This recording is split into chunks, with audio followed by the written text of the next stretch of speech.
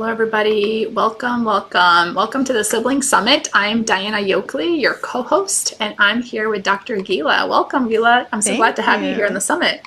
I'm so excited to be here. I love that you're addressing this big topic that I think we don't often talk about. So, Yes, we always feel like there's some room for like talking more about siblings. And I know there's not really even that many expert books on siblings. There's definitely a few out there that are like bestsellers, but it's not like just general parenting books. So we wanted to give parents definitely more of a deep dive on siblings with this summit. So before we get started into our topic for today, I'm going to tell you guys a little bit about Dr. Gila. So Dr. Gila is a certified parenting coach, a psychologist and neuropsychologist, a speaker and educator, and the host of the Single Parenting with Connection, Not Perfection podcast. I love that title. But her most important role is as single mom to an incredibly awesome and beautifully strong-willed kid. She specializes in supporting single parents and parents of strong-willed or neurodivergent kids.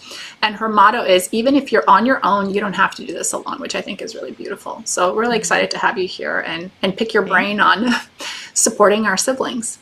yeah, thank you. Thanks for having me.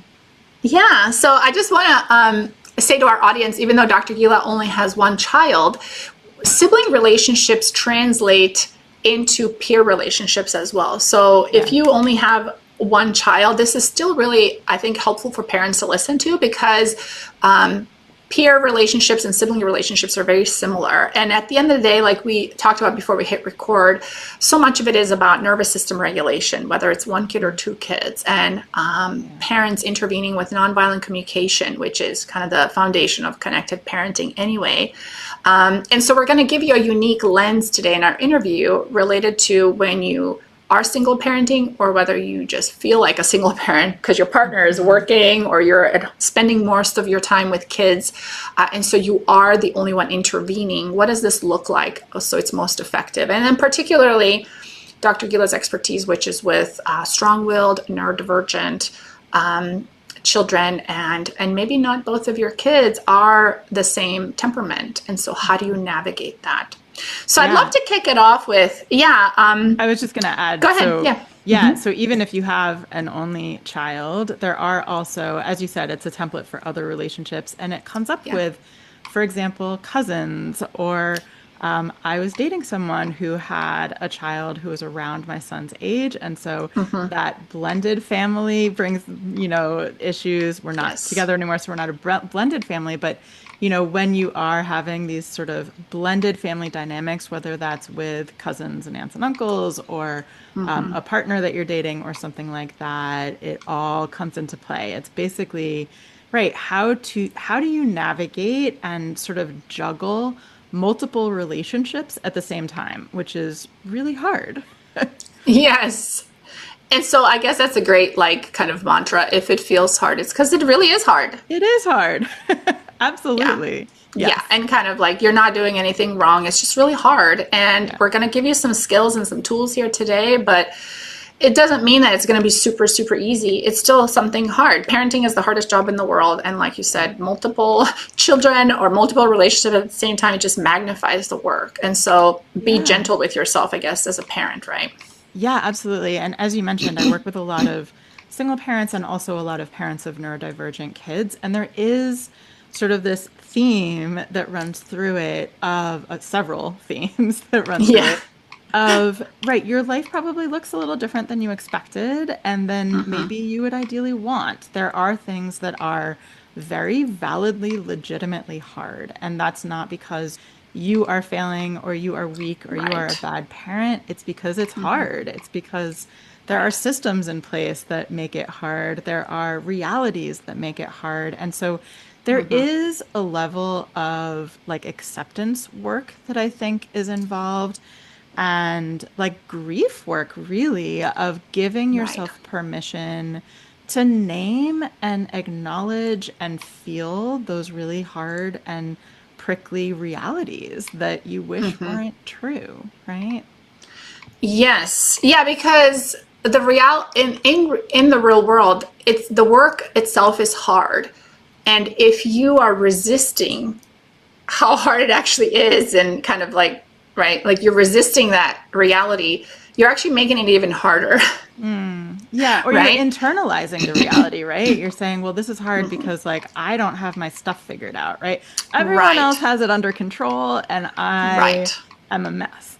Right? right, And right. that doesn't help anything because you also mentioned the other magic word, which is regulation, right? Our nervous systems, your nervous system and your experience in the situation matters. And I think it's so hard. It's so easy for us as parents to really like focus exclusively on tending to our kids and their Yeah. needs and to overlook the fact that when our nervous systems are having a hard time, that affects the whole dynamic, right? You Yeah. can't, it's the whole, cliche airplane, put your oxygen mask on first, right? Like when you are having a hard time, when you are dysregulated, that is going to spill over into every other, nook and cranny of the dynamic of what's going on. So beginning with, Yeah, and yeah, absolutely.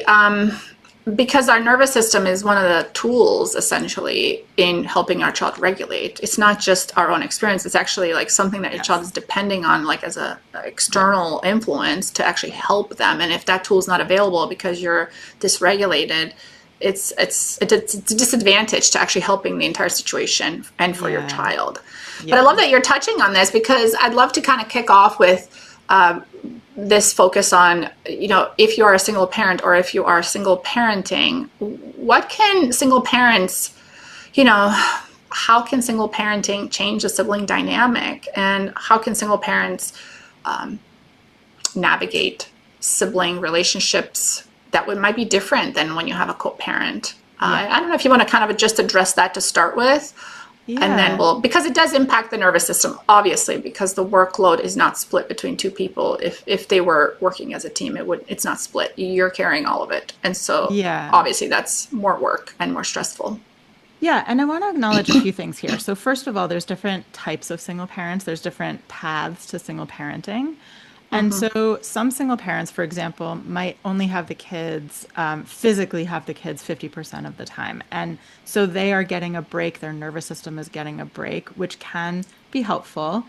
But it also can be a stressor for your nervous system if you are, really missing the kids, if it's hard for you when you don't have them, if you have to trust this other person that you clearly are not in relationship with anymore. And so you're having to put your most precious asset in the hands of Yeah. someone that you don't necessarily love and trust anymore. That can also be Right. hard. So each version of this has different, challenges and Yes. blessings in it. I also want to name that sometimes a lot of single parents didn't start out single, so you might have had a relationship where there was a lot of conflict. And so, in some ways, it can actually be easier when you get rid of that stressor and that tension point, because when there is another person in there who is undermining you, arguing in front of the kids, or you just feel their perception and judgment, you're handling things differently, that can actually like inflame the system and make things even harder. And so, if you are, there may be people listening who feel like single parents, but they are technically partnered. And I just want to name that sometimes, in some ways, that can be harder, right? In some ways, it's harder when you're totally on your own. So, just, I just like to name all of that because each of those experiences has its own like tension points and can have its own blessings. So, like I said, when you come from a place where you had someone undermining you or arguing with you or judging you, and then you take that out, it actually feels like a relief in some ways, right? To be Right. able to handle the situation how you want to handle it, to be able to center your relationship with your children rather than also worrying about your Right. relationship with this other adult in the space. So, yeah. Yeah. Yeah. Because it's one less relationship to add to the mix. Like we talked about, sibling relationships are already Yes. multiple relationships here going on. And then the other partner and even if you are married, it's still another relationship. And so, of Right. course, it's like extra energy, and you can Yes. only have so much like energy at any Yes. given point before it Yes. like, starts to deplete. So the more people, the more it depletes faster. And especially if it's a, conflicted relationship, Yeah. obviously it's going to drain you more. Yeah. And I think we often focus on the challenges of single parenting. Understandably, there are a lot of challenges, but there are some blessings. And so I like to Yeah. like make sure we remember some of that. And there is that piece where it is up to you. You're in the driver's seat about what things look like in your home, even if they're in another home sometimes. In your Right. relationship with your children, you can focus on that. So that was one piece. But the other piece is that, yes, it can absolutely be harder when you're the only adult. And when you're the only adult 24/7 and you have no escape valve. And I work Right. with a lot of parents who have neurodivergent kids. Maybe they're not able to attend traditional school or any school, or maybe they're going to Yes. school, but that's a source of stress. So the parents often really don't have a lot of that downtime. And I like to say that stress is sort of like the great magnifier.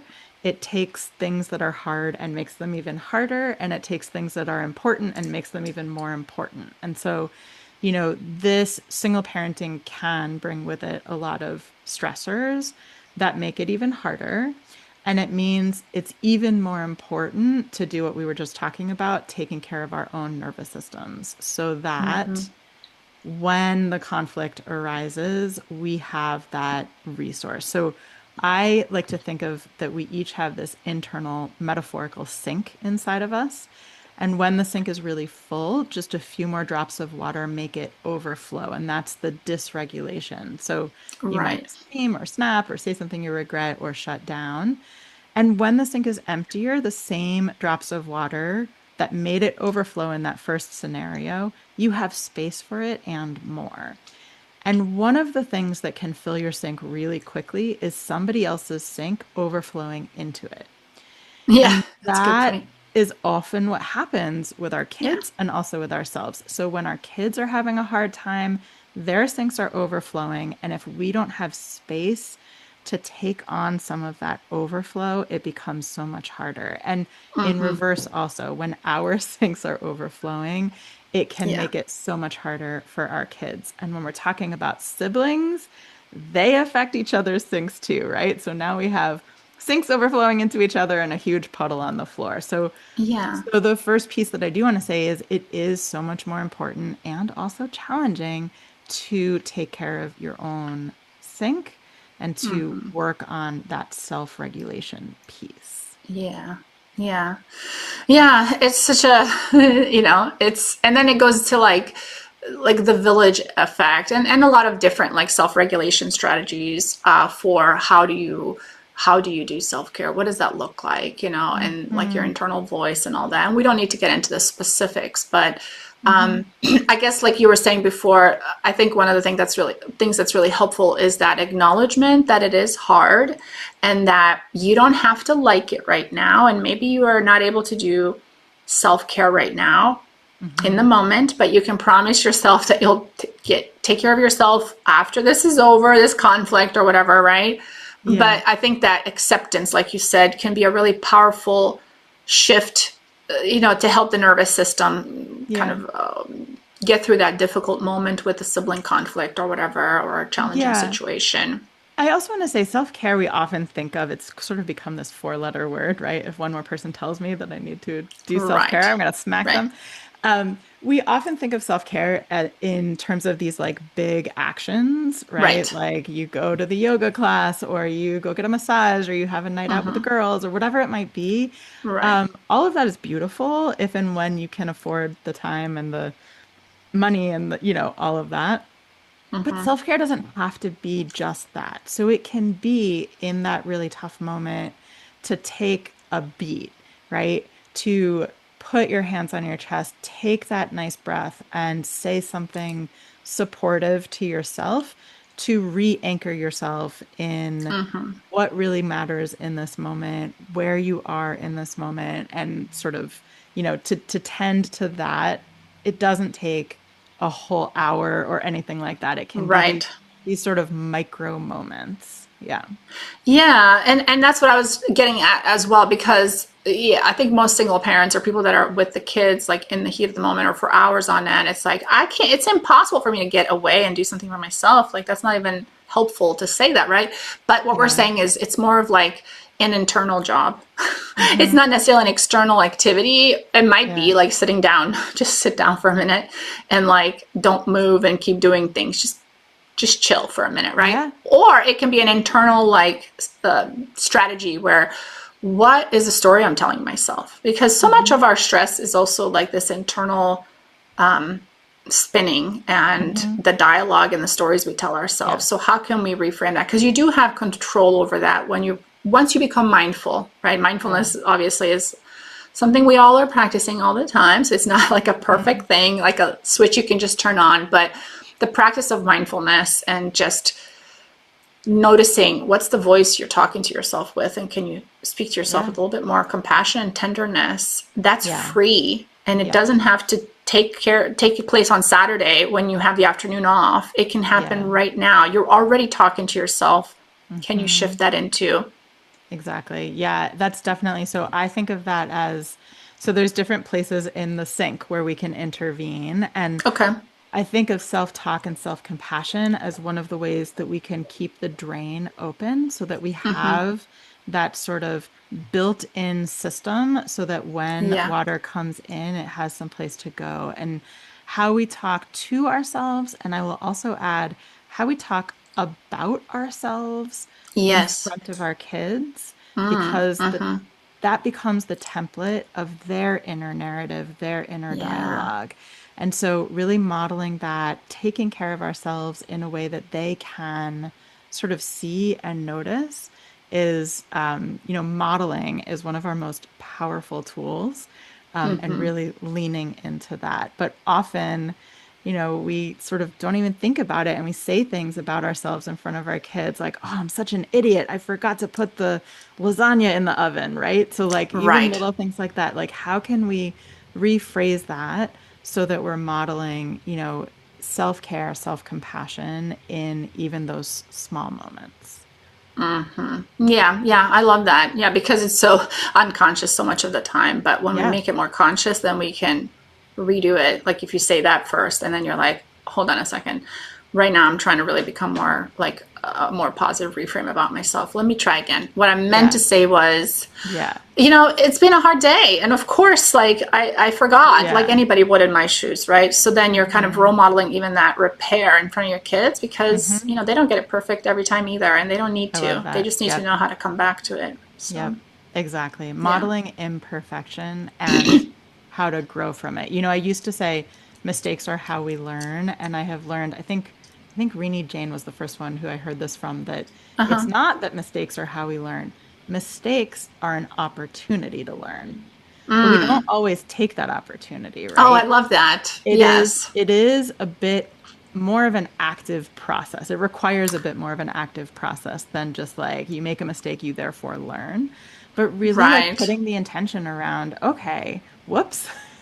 Lesson Right. learned. Next time I need to make a note to myself to put the lasagna in the oven. That's what I'm going to try next time, right? So Oh, I mistakes love are that. Yeah. opportunity for learning. Yeah. And there's a choice that we can make. Once we become mindful of it, we can actually Yeah. realize there's a choice. Yeah. Yeah. I love this. Yeah. And when it comes to siblings, we're talking about modeling, and something that we often don't think about is like we are modeling relationships for our kids, right? Every relationship we have. And I know a lot of single parents worry about this, that I'm not modeling a healthy partnership for my kid.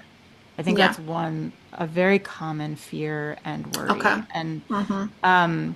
And there is, again, a degree of acceptance around this, right? We can only control our own behavior, and we can't, yes, it sucks that you don't have some people might not want a Right. It partnership, might be and I'm by choice. not Yeah. That allowed to they're single. invalidate that, but right. So maybe there is a piece that you wish was there.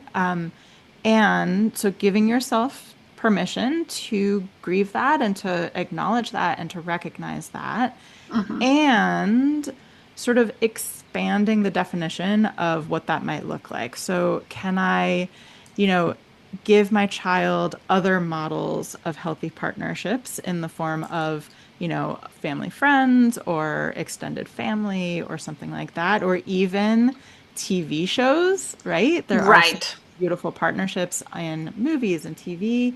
And you are also modeling conflict resolution and relationship building and connection and active listening and all these important relationship skills, nervous Hmm. system regulation being one of them, Yeah. with every interaction that you have. And I don't say that to like put a lot of pressure on. I know that might kind of feel like a lot Yeah. of pressure. And so I want to remind everyone, you do not have to, you will not do this perfectly. Hmm. But again, we were talking about modeling, and you can model that, right? You can narrate that, and you can sort of teach through modeling, even if you don't have the partnership that you wish you had in your Hmm. home. Yeah. Yeah. Yeah. I love that. And it makes sense that it would be a fear because it feels like there's maybe there isn't that's exact situation. But I think, like role modeling romantic partnership and like hugging and like affection and things like that, right? Like holding hands. I feel like a lot of that is also very intuitive for people. And maybe if you're neurodiverse, it's not intuitive and you end up with somebody that you kind of accommodate each other. Like even if your parents might be like in this like amazing marriage and they're role modeling it, maybe you end up marrying somebody that doesn't love all that touchy feely stuff and you still accommodate. So I don't know if Mm, it's always such like a, even if you had that, is that exactly what your kid is going to take with them? Not necessarily. I think mhm. when people, I think the most important is like that you are in relationship with your child, and that Mhm. relationship with you, Yeah. it shows them what trust and safety looks like, and then from there they kind of create their own. It's like a create your own like Yeah. story thing, those storybooks like choose your own adventure. Yeah. People are so unique and different, and once they feel connected they kind of make Yeah. it their own thing. Yeah. So Yeah, and that do you is, think? I think the most powerful relationship that you can use for modeling is your Yeah. kids. And so I talk a lot with clients and with my audience about, right, the art of repair and reconnection, of acknowledging Hmm. that you are still learning and growing, that you are imperfect, Right. that and how to move through that, that those small ruptures, and again, I'm not talking about abuse and things like this. I'm talking about within reason, right? Those Right. imperfections in a loving relationship and home, that Yeah. is that is what it is to be human, right? That Right. that is not just them that struggle to get along all the time, but that you also do too. And here is how you recover and repair. So again, this is Hmm. an opportunity Yeah. for learning and also for modeling and teaching. Yeah.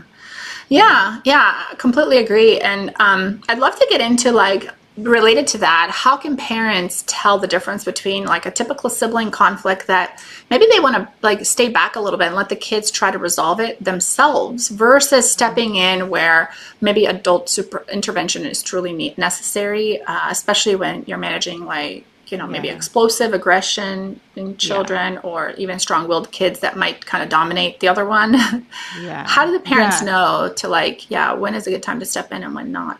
Yeah. So this is a like a big prickly nuanced topic. So I don't have a Yeah. quick answer, but I have a few things I want to say.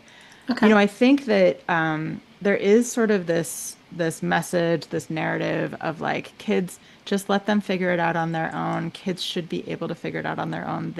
Let's trust kids and let them figure it out on their own. And you're probably going to get different opinions depending on who you ask. But since you asked me, I'll give you Yeah.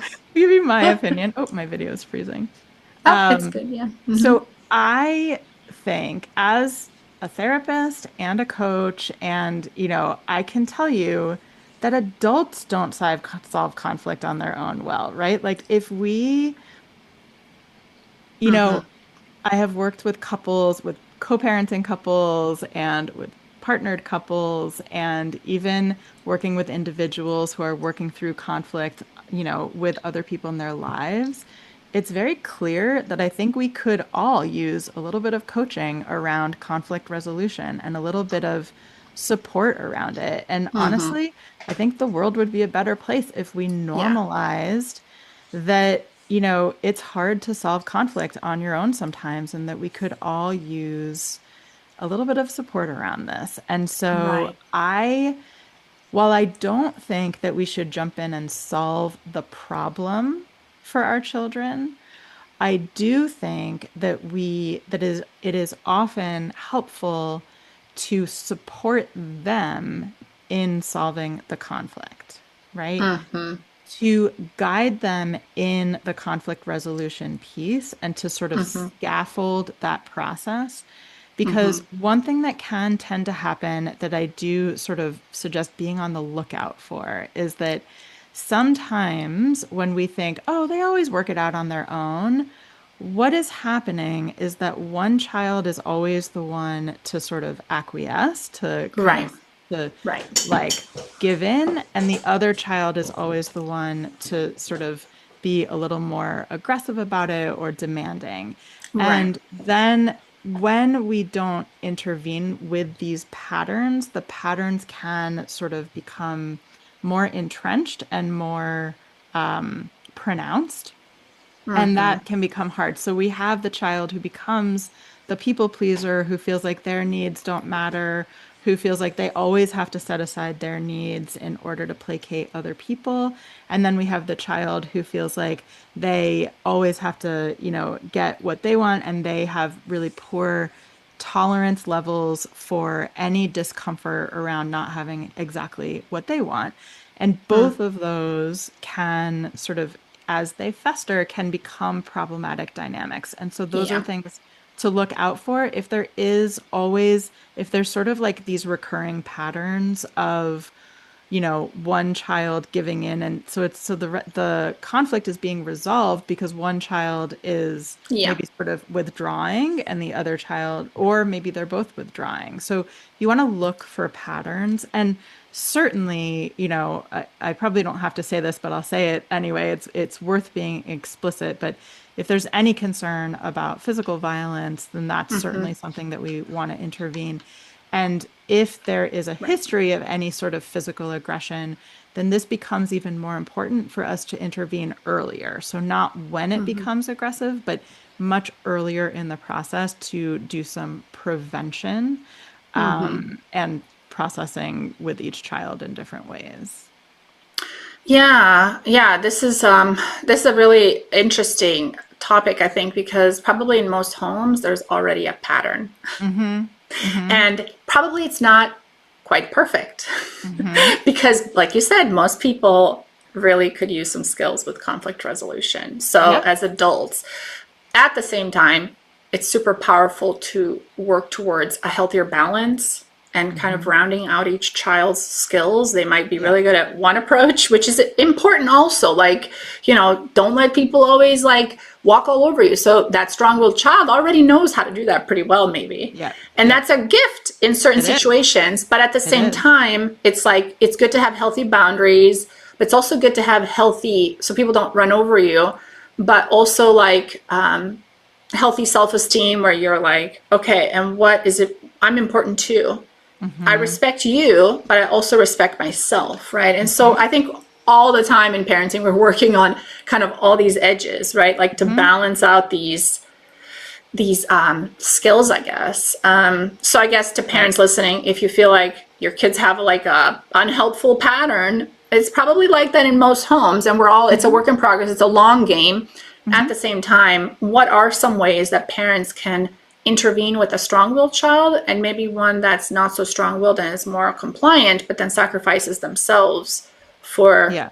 And it kind of makes me think of like Gabor Mate talks about like there's two kind of things that are like kind of instinctive: preserving attachment and preserving your autonomy and authenticity. Autonomy. And this Hmm. is really at play in these sibling dynamics. Yep.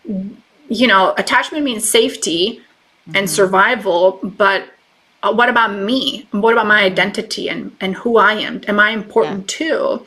And Yeah. so we're really trying to teach kids both, and it's not going to be Yeah. something we figure out by Friday, Yeah. but it's an And ongoing thing. So And I will say, right, attachment means safety, but I will also add autonomy means safety also, especially Yes. if you have a demand avoidant child, if you have a neurodivergent child, then this really, it feels unsafe, right? There is this Yes. like very real nervous system activation when they feel threatened in some way, their autonomy is threatened. And so, that is very real, just as the threat to attachment is very real. And I love what you said, what you pointed out about how each sort of, we're talking about generalizations here, they're almost caricatures, right? But like Right. each type has beautiful strengths, right? So Right. there are beautiful strengths and superpowers to being quote unquote strong-willed, right?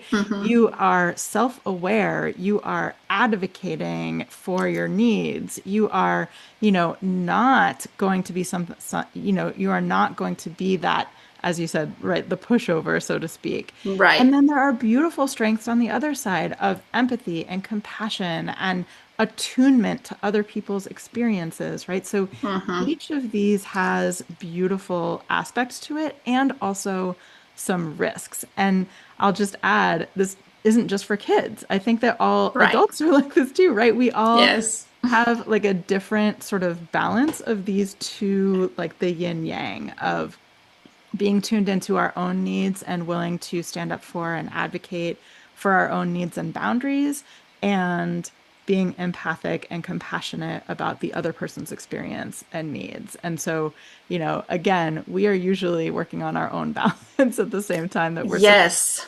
our kids with that. And that's a Yeah. piece of it. I think that you can name that. Again, Mm-hmm. modeling, I really struggle with this too. Or, Yeah. I have this friend and we get into fights like this too because they really value, I like the word value, right? Like I really value autonomy, or I really value, the other person being happy, right? So these are Yeah. naming for them the things, these like threads, these through lines that are true not just for kids, and naming that it's also true for adults, and that this is hard, right? This is hard.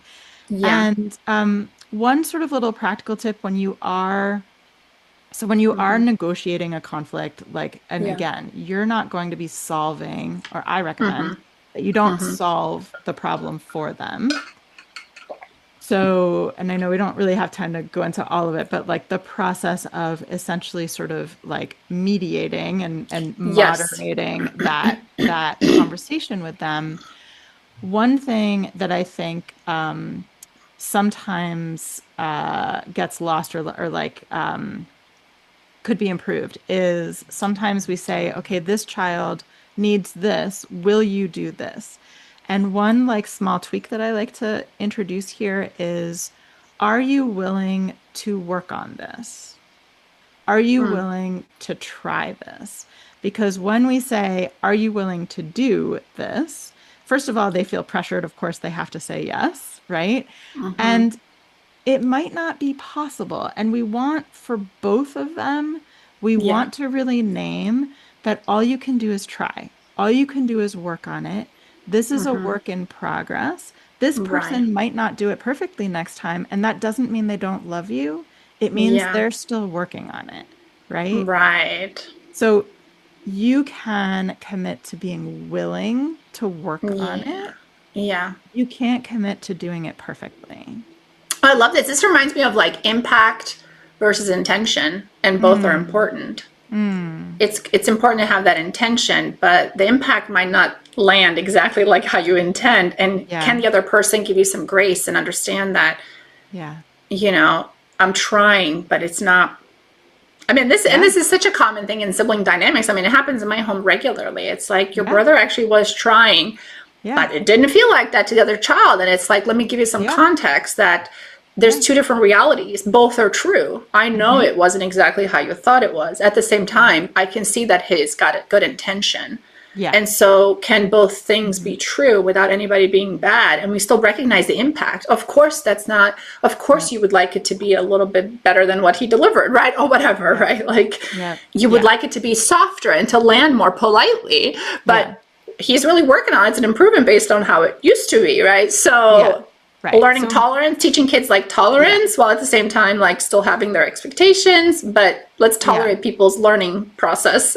Yeah, and acknowledging that different people work different ways, especially, if you have a neurodivergent kid, the way that they are going to approach an interaction might feel different. It might feel weird to a Yes. neurotypical kid and vice versa, right? And so acknowledging that different people have different ways of moving through the world and handling interactions, really leaning into reflecting and validating both sides of the Yeah. experience and the feelings underneath. So not getting lost in the details of like what actually happened, but really like finding the feeling and the need underneath. Yeah. Yeah, yeah, that was going to be my question about like how do we parent in a family where neurodiversity or like sensitivities like being strong-willed are present? How can we support both Mm-hmm. kids without a child feeling like overlooked or left out or Mm-hmm. favorites? And sometimes it can go the other way too. Instead of the neurodivergent child feeling singled out, I mean, I feel like it can really kind of go both ways. Sometimes parents can make the neurodivergent child the one that has challenges, or they can be the golden child with this Mm-hmm. overprotectiveness. And then the Right, other one right, feels like either the neurotypical one feels like they're the golden child, or the neurotypical one feels like they don't get as much attention because they yeah, have less issues. So you're fine. Just figure it yeah, out on your own. yeah, Whereas the other one yeah, kind of becomes like handling them with like, sensitive yeah, gloves.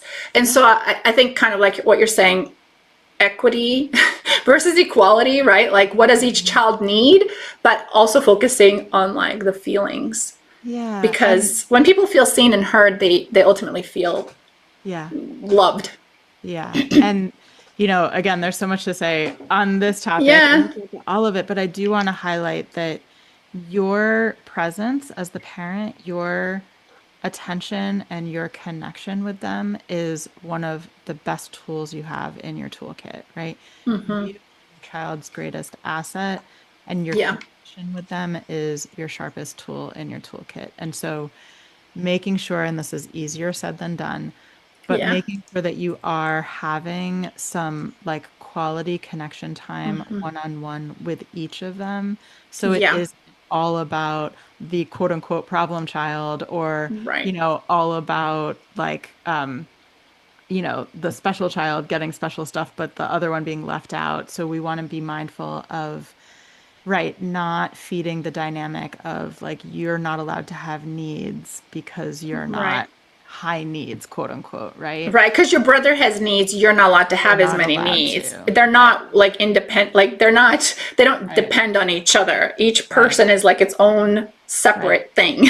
What needs right. do you have? What needs do you have? I'm going to work Yeah, to meet yeah, everybody's needs as much as I yeah. can. And so really being intentional and prioritizing one-on-one time with each kid, which I know again is easier said than done. But I want to add, again, just like we were talking about how self-care doesn't have to be these like big actions, the connection Right, moments with the kid does not have to be some big elaborate, you don't have to go to the amusement park to connect with your right. kid. It can be in those little like 10-minute, moments before bed or in the car on the way to soccer, or, it Yeah, really is more about the quality of your presence. yeah. And, each kid is going to need it in a different way.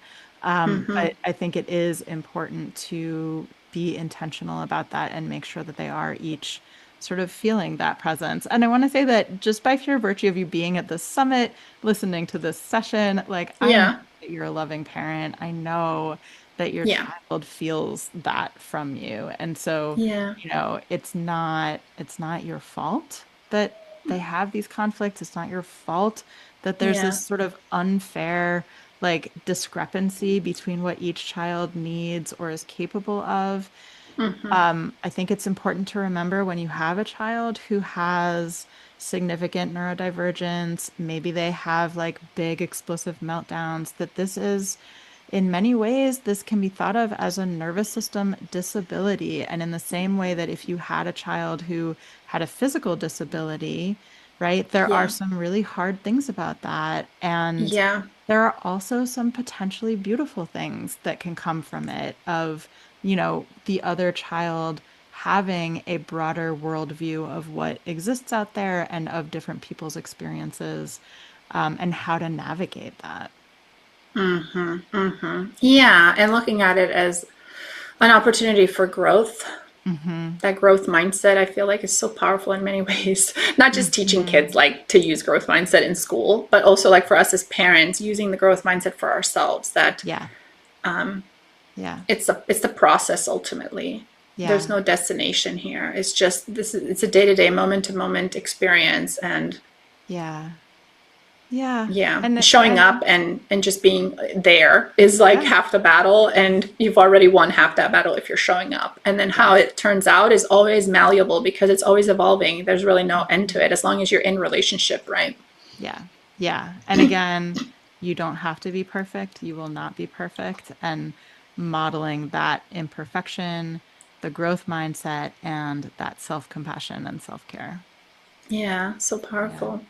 Oh, Yeah. so good. Such a great conversation. I know we touched on several things in this interview, and so I'd love to, if you have a resource for parents, like a free resource that they can sign up for on your website and to get more Yeah. access with your resources, if you'd like to share with us, that'd be amazing. Yeah, sure. So first of all, I have the podcast, so I'd love for you to check it out. Yes. Single Parenting with Connection, Not Perfection. I hear from a lot of non-single parents that they're loving it as well. So you don't have to be single Awesome. to Yeah. listen. And I do have a free guide. It's a PDF guide that talks about, it's called Tantrums and Meltdowns and Rages. Oh my. And it talks about understanding these challenging episodes. Where are they coming from? What's happening? And that really is like the first piece of that puzzle, Yeah. is getting a better understanding of that. That's going to be so powerful. I know that's one of the places where parents really feel like they need an emergency toolkit. And so Yeah. sign up for Dr. Gila's free resource and then definitely check out her podcast. And yeah, we really appreciate you sharing your knowledge and insights here. And thank you for taking the time for this interview. Thank you. It's been great. I appreciate it. You're welcome. Thank you.